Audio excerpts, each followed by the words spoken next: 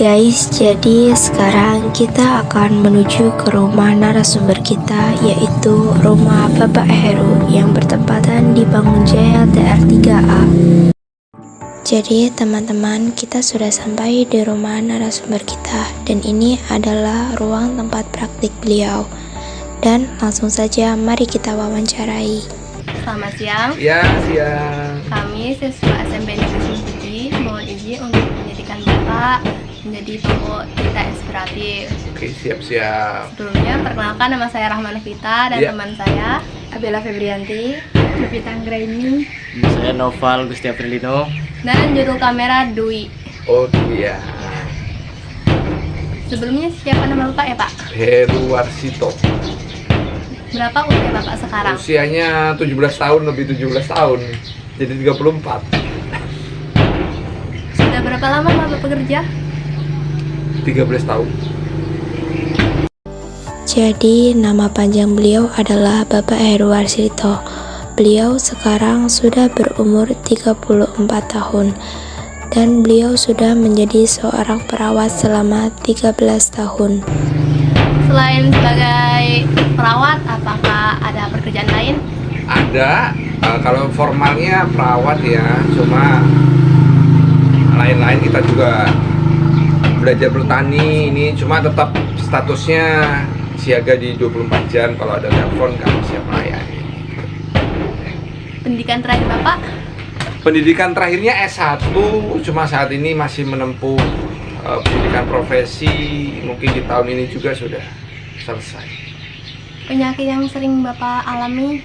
Kalau penyakit di sini ya, saya ambil 5 kategori rata-rata ya. Untuk yang pertama ini asam lambung atau bahasanya emah, gastritis ya bahasa medisnya.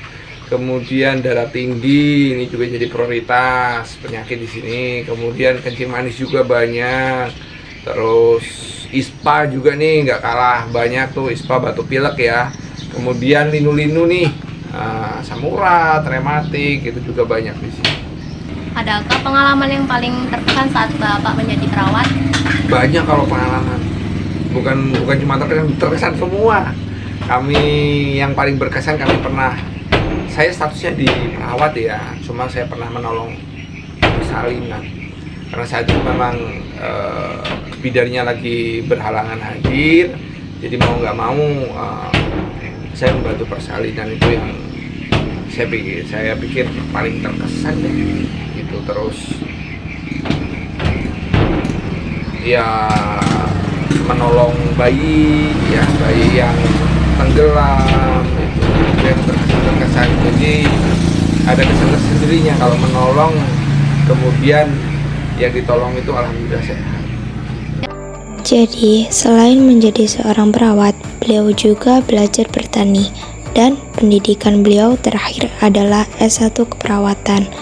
Beliau juga pernah menangani persalinan yang seharusnya bukan tugas beliau. Apa sih Bapak bisa menjadi seperti sekarang?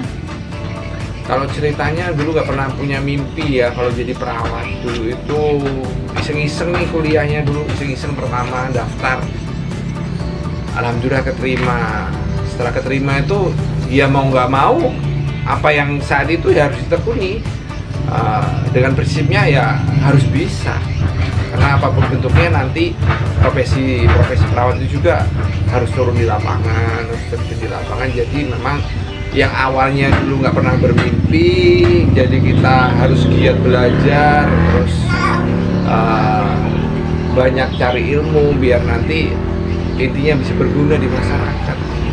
Ya alhamdulillah sampai sekarang ini walaupun seperti ini ya masih tetap belajar juga gitu, belajar update ilmu gitu untuk memaksimalkan pelayanan.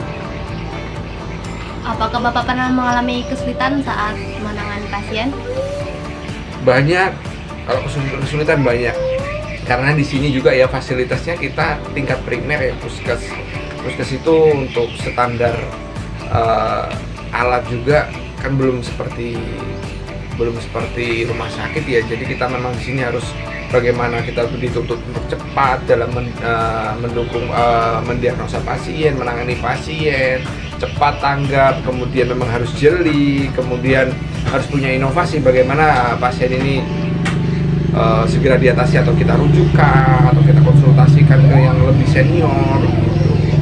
Memang kalau untuk medis dituntut memang harus cepat dalam pelayanan, harus sesuai dengan SOP-nya juga. Makanya kadang yang seperti itu memang perlu tingkat kesabaran ya. Terus harus nggak boleh terlalu stres dalam pelayanan pasien gitu. Bagaimana cara Bapak meningkatkan pelayanan pasien? Meningkatkan pelayanan pasien. Kalau peningkatan pasien kita memang standarnya, kalau kami kan induknya di puskes ya. Di situ sudah ada SOP-nya. Jadi memang di situ ada standar untuk menaikkan pelayanan. Intinya semuanya kalau untuk menaikkan pelayanan kita harus mengikuti SOP-nya. Gitu aja. Pasti untuk generasi muda. Intinya belajar. Saya menceritakan pengalaman saya dulu, saya nggak pernah bermimpi jadi perawat. Terus kemudian saya terjun, alhamdulillah memang memantapkan diri. Intinya ya semua itu belajar ya. Belajar. Jadi gini, belajar terus ilmu itu merupakan investasi yang pokok ya, yang mutlak apalagi generasi muda. Jadi prinsipnya gini aja, kalau kita cerdas nanti kita dicari orang. Jadi artinya kan sangat penting ya belajar. Jadi kalau untuk generasi muda itu, kalau generasi muda nggak belajar itu pasti nanti 100% menyesal di usia seperti saya. Jadi intinya kalau untuk generasi muda harus belajar ya, giat, jangan malu bertanya, terus jangan males-malesan dalam menimba ilmu. Kan sudah saya katakan ilmu investasi yang mutlak. Jadi tolong nanti punya prinsip bahwa kalau orang cerdas itu dicari orang. Dari ucapan Bapak Heru tadi, prinsipnya kalau kita cerdas, kita dicari orang. Maka dari itu, teman-teman, selagi kita masih memiliki waktu untuk mencari ilmu, carilah ilmu sedalam-dalamnya sampai kamu tahu apa arti dari ucapan itu. Cuma kalau orang yang kurang cerdas, kita harus mencari orang. Betul apa enggak?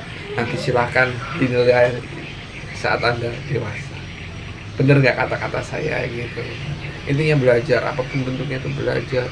Ilmu karena itu sekarang ini kalau nggak belajar kita nanti nggak mampu bersaing sama orang lain. Jadi modal pokok kita itu harus belajar, harus cerdas ya.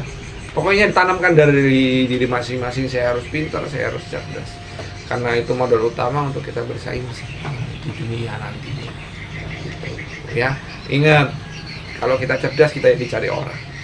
Ya, bukan kita susah-susah nyari orang. Gitu. Motivasi buat teman-teman. Tapi telah meluangkan waktu Bapak, semoga cerita Bapak bisa menjadi inspirasi kaum muda, bahwa kaum muda itu harus cerdas, karena cerdas itu Akan dicari orang. Kami mohon maaf apabila ada salah kata yang menyinggung Bapak. Ya nggak apa-apa, intinya itu lagi, sekali lagi harus semangat belajarnya, harus terus sama orang tua, sama gurunya ya. Dan ingat harus cerdas. Ya, wassalamualaikum warahmatullahi wabarakatuh. Waalaikumsalam warahmatullahi wabarakatuh.